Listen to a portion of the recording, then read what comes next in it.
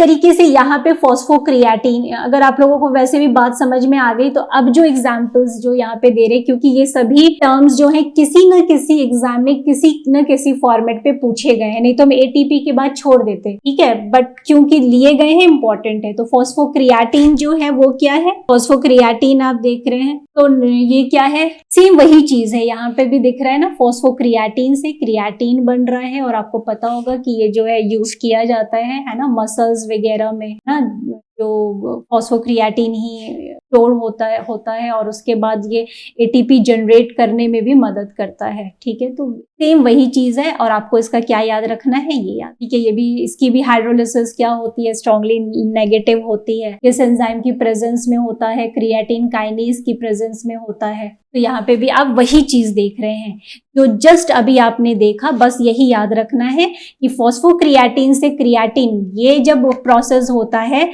तो delta G 40 something value थी minus में, आराम से होगा, इसी वैल्यू को यूटिलाइज कर लिया गया एटीपी की सिंथेसिस में। तो ये भी एक प्रकार का क्या हो गया, कपलिंग प्रोसेस, ठीक है। देखिए यहाँ पे दिया भी गया है, देखिए यहाँ पे आप कैलकुलेट भी कर सकते हैं कि फॉस्फोक्रिएटिन से क्रिएटिन बनने में कितना रिलीज हो रहा था, -43.3 और एडीपी से एटीपी बनाने में आपको कितनी एनर्जी की आवश्यकता थी, प्लस ये रिएक्शन कराने में +30.5, यानी ये बैकवर्ड ही जाता, फॉरवर्ड नहीं जाता। पर अगर आपने -30 इंक्लूड कर दी तो ये फॉरवर्ड जाने लगेगा, है ना। ये हम लोगों ने इक्विलिब्रियम के कॉन्सेप्ट में भी समझा था। अब आप इसमें इंक्लूड कर दीजिए तो ये फॉरवर्ड जाए, तो ये इसको -30 देगा कौन, देने वाला यही फॉस्फोक्रिएटिन। जब टूटेगा तो यही -43 जो है वो 30 जो है इसमें चली जाएगी, कितना बचेगा -12.8। तो आप इस पूरे रिएक्शन के आगे आप क्या लिख सकते हैं, delta G equals to -12.8 kilo joule. अब आप क्या कहेंगे कि देखिए ये जो रिएक्शन है ये पूरा क्या है, डेल्टा जी वैल्यू इसकी नेगेटिव है, तो ये फॉरवर्ड रिएक्शन होगा, स्पॉन्टेनियस होगा। पर अब इसके अंदर की बात जानते हैं कि एक्चुअली ये इतना भी आसान नहीं था, एडीपी तो से एटीपी तो बन ही नहीं सकता था, पर इसकी हाई एनर्जी होने के कारण इसने डोनेट किया अपनी एनर्जी, और इसलिए -43 + 30 को आपने कैलकुलेट करके आपने ये अमाउंट, ओके। एक यहाँ पे भी है, यहाँ पे अगर आप देखें, अब देखिए यहाँ पे आप क्या, अभी तक आप लोगों ने क्या देखा कि आप एक ऐसा हाई एनर्जी मॉलिक्यूल्स ले रहे थे जो कि टूटने के बाद एटीपी बनाने में मदद कर रहा है, वो एक कपलिंग प्रोसेस आपने देखा, वो सभी कपलिंग के एग्जाम्पल हैं। अब यहाँ पे अगर आप देखिए पायरवेट से ऑक्सैलो एसीटेट बनाना मुश्किल प्रोसेस, ये थर्मोडायनेमिकली अनफेवरेबल है। अगर हम ये कह रहे हैं तो आप कहेंगे अच्छा इसलिए मैम कह रही हूँ क्योंकि पायरवेट से ऑक्सैलो एसीटेट जब बनता होगा तो डेल्टा जी की वैल्यू पॉजिटिव में होगी, ठीक है। तो अब क्या किया जाए, तो इसने क्या किया कि यहाँ पे एटीपी का इस्तेमाल होता है, एटीपी टूटता है, एटीपी जब टूटेगा तो एनर्जी -30 देगा, -30 फ्री एनर्जी रिलीज होगी जो कि इस पायरवेट को ऑक्सैलो एसीटेट में कन्वर्ट करेगी और रिएक्शन को डेल्टा जी नेगेटिव कर देगी। तो ये भी एक प्रकार का कपलिंग प्रोसेस हो गया। एक में आपने अभी देखा फॉस्फोक्रिएटिन फॉस्फोइनॉल पायरवेट एटीपी को बनाने में मदद कर रहे थे बाया कपलिंग प्रोसेस, और इस प्रोसेस में आप क्या देख रहे हैं, पायरवेट से ऑक्सैलो एसीटेट नहीं बन पा रहा था तो एटीपी को यूज किया गया और पूरे रिएक्शन को एक तरह से नेगेटिव किया गया, जिससे अब पायरवेट से ऑक्सैलो एसीटेट बन सकता है। क्यों? क्योंकि फ्री एनर्जी कौन उसको दे रहा है, एटीपी दे रहा है। उसी तरीके से अगर आप देखें तो एक्टिव ट्रांसपोर्ट पंप प्रोटीन्स होती हैं, राइट, वहां पे भी एटीपी हाइड्रोलिसिस यूज की जाती है, आप लोगों ने सेल बायोलॉजी में पढ़ा होगा। जो पंप्स होते हैं जैसे सोडियम पोटेशियम पंप, तो वहां एटीपी का इस्तेमाल होता है, ठीक है। तो वो भी एक तरीके से डेल्टा जी वहां नेगेटिव किया जा रहा है। तो आप लोगों ने सेल बायोलॉजी में आगे पढ़ेंगे कि ऐसे एक होता है डिफ्यूजन, डिफ्यूजन मतलब हायर कंसंट्रेशन से लोअर कंसंट्रेशन की तरफ आराम से मूवमेंट हो जाएगा, और यही लोअर से हायर मूव करना हो तो आपको पंप लगाने की आवश्यकता होती है।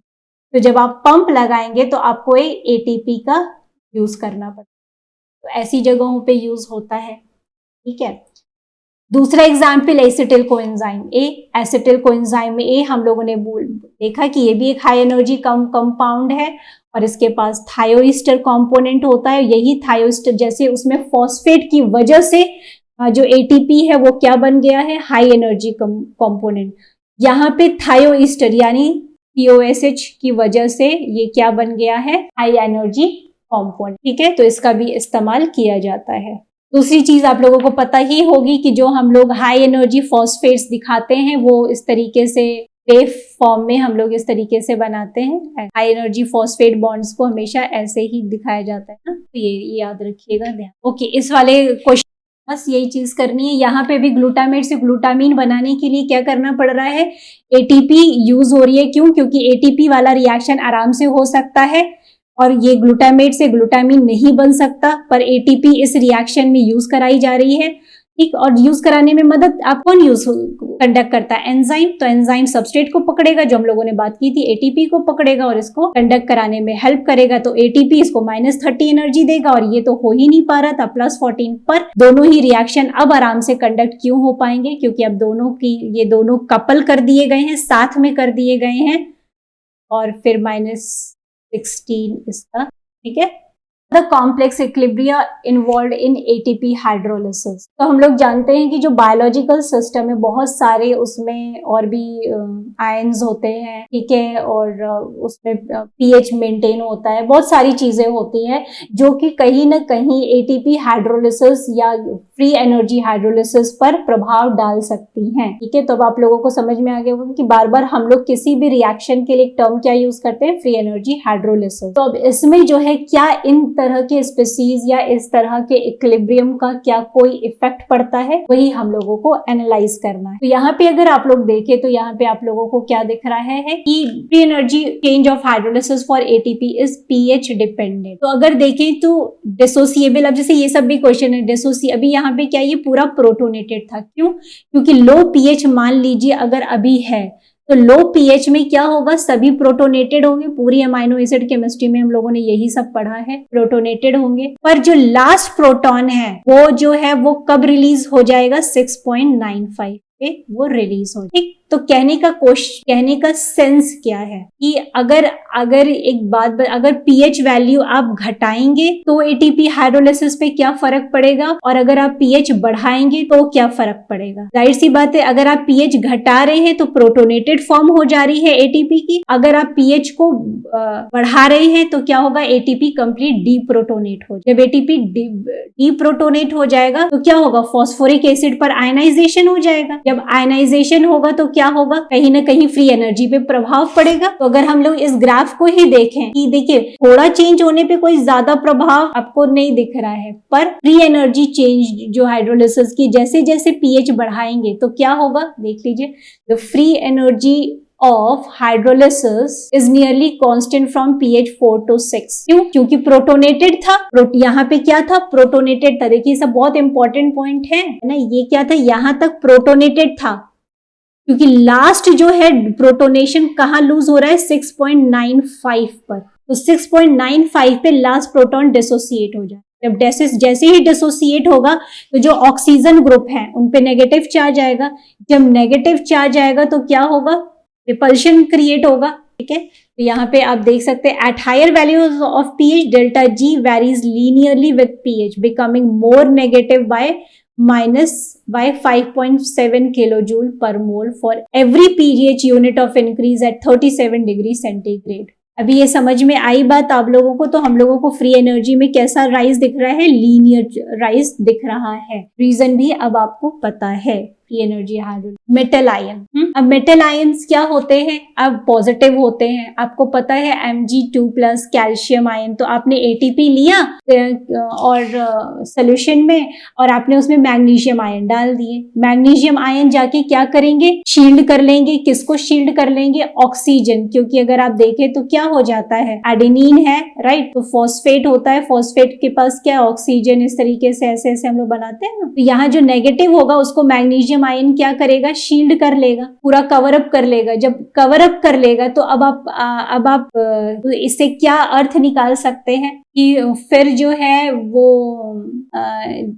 जो फ्री एनर्जी है उस पर क्या प्रभाव पड़ेगा अगर आपने मैग्नीशियम आयन कंसंट्रेशन बढ़ा दिया। तो मैग्नीशियम आयन कंसंट्रेशन बढ़ा दिया जिसकी वजह से अब ऑक्सीजन जो है वो ज्यादा शील्ड होगा। जब ज्यादा शील्ड हो जाएगा तो फिर क्या होगा, शील्ड होने की वजह से ये ज्यादा स्टेबल हो जाएगा एटीपी। जब स्टेबल होगा तो डेल्टा जी वैल्यू उसकी क्या होगी, इंक्रीज होने लगेगी। तो यहाँ पे कुछ इस तरीके का आपको, पर हाँ अगर आप इसको पीएच से कंपेयर करने लगेंगे तो फिर क्या होगा, ये हो सकता है एक केस में जब आप पीएच लो करेंगे तो वहां पे प्रोटॉन और मैग्नीशियम आयन का कंपटीशन बढ़ जाएगा। ठीक है, कि कौन बाइंड करेगा, प्रोटॉन बाइंड करेगा या मैग्नीशियम आयन बाइंड करेगा, क्योंकि लो पीएच पे प्रोटॉन बढ़ जाता है। ठीक है, तो ये तो थोड़ा सा क्रिटिकल ज्यादा हो गया, बट आप इसको रिलेट कर सकते हैं अगर चीजें एकदम क्लियर हैं। तो एक और चीज है, अगर एटीपी और एडीपी का कंसंट्रेशन, ये तो बहुत ही ईजी है, एडीपी और कंसंट्रेशन जो है वो अगर जैसे जैसे ज्यादा होगा उस हिसाब से क्या होगा, डेल्टा जी वैल्यू जो है वो लीनियरली आपको ग्राफ में बढ़ते हुए दिखेगा। चलिए अब आप देख लीजिए, ये क्वेश्चन आया हुआ है आपका 2016 में आया है। कौन सा भी आप लोगों ने जो मैग्नीशियम आयन का ग्राफ देखा वो किससे मैच कर रहा है, कि मैग्नीशियम आयन कंसंट्रेशन बढ़ा रहे हैं, तो ये तो आपको पता है, ये तो याद ही हो गया होगा कि जो डेल्टा जी वैल्यू है वो बढ़ेगी। बट वही ग्राफ को देखना है कि मेनली क्या लॉगरिथमिक वे में बढ़ती है, तो ये लीनियर ग्राफ है, ये तो होंगे नहीं, तो कौन सा होगा, कौन सा, यही दो बचे, तो इन दोनों में कौन सा ऑप्शन है, ये होगा का आप लोग, ये वाला होगा, ये सही तो देखा था। लीनियर आपने किस में देखा, एडीपी का कंसंट्रेशन जब ज्यादा है या ये कंसंट्रेशन ज्यादा है, ये क्या है, ये देखिए इस तरीके से राइज हो रहा है। ये मैग्नीशियम आयन कंसंट्रेशन जैसे जैसे आप बढ़ा रहे हैं तो इस तरीके से, ये देखिए ये लीनियर थोड़ी ना जा रहा है, लीनियर कर्व आपको नहीं दिख रहा है ना, ये लीनियर कर्व तो ऐसे ही जाता है। तो ऑलमोस्ट हम लोगों की ये अब क्लास ओवर होती है और ये चैप्टर भी कंप्लीटली ओवर होता है।